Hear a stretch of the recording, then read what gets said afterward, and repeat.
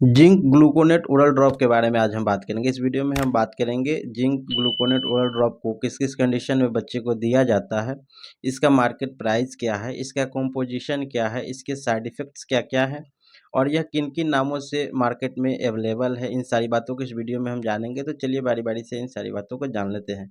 सबसे पहले अगर हम इस ड्रॉप की बात करें तो जिंक ग्लूकोनेट का यह कॉम्पोजिशन होता है और हमारे पास ZNA नाम का ड्रॉप जो है अवेलेबल है। इसके अलावा यह मार्केट में अलग-अलग जगहों पे अलग-अलग नामों से मिलता है, जैसे ZN20, जिंकोनेट, एस जिंक इत्यादि नामों से यह अलग-अलग जगहों पे अलग-अलग कंपनी के द्वारा बनाया जाता है और अलग-अलग नामों से यह मिलता है।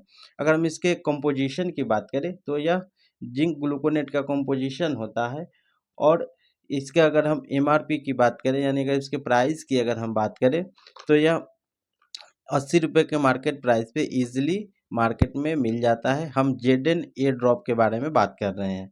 अगर हम इसके यूज़ की बात करें तो इम्यूनिटी को बूस्ट करने के लिए यानी कि प्रतिरक्षा तंत्र जो है, जो बीमारी से रोकने के लिए, बीमारी से लड़ने के लिए हमारे शरीर में होता है, उसको स्ट्रॉन्ग करने के लिए इसका इस्तेमाल किया जाता है। इसके अलावा अगर फ्लू है या रनिंग नोज यानी बच्चे को सर्दी है तो उस कंडीशन में भी इसका इस्तेमाल किया जाता है। इसके अलावा लूज मोशन यानी कि बच्चे का अगर पेट खराब है, लूज मोशन हो रहा है तो उस कंडीशन में भी इसका इस्तेमाल किया जाता है।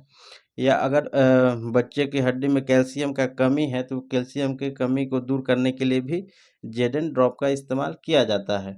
अगर हम इसके कंपनी की बात करें तो ऑलविन कंपनी के द्वारा यह ड्रॉप बनाया जाता है। अगर हम इसके डोज की बात करें तो अगर बच्चे का उम्र 6 मंथ से 3 साल तक है तो बच्चे को इसका डोज हम 0.5 ml यानी कि आधा ml हम दे सकते हैं और दिन में 2 बार यानी कि सुबह और शाम इसको दे सकते हैं।